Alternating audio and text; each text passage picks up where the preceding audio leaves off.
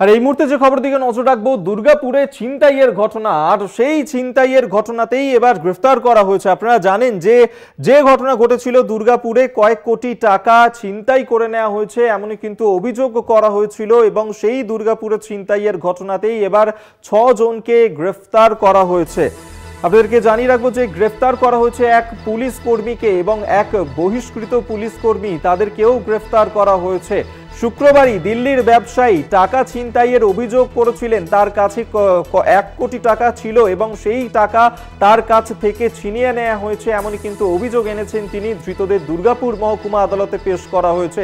6 জনকে গ্রেফতার করা হয়েছে দুর্গাপুরে ছিনতাইয়ের ঘটনাতে।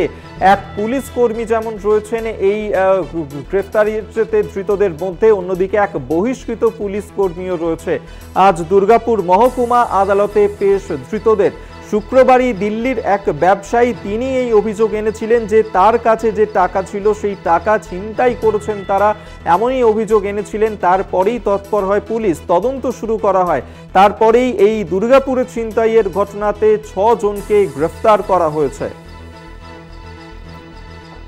আপনাদেরকে জানিয়ে রাখবো, গ্রেফতার করা হয়েছে এক পুলিশ কর্মী এবং এক বহিষ্কৃত পুলিশ কর্মীকে।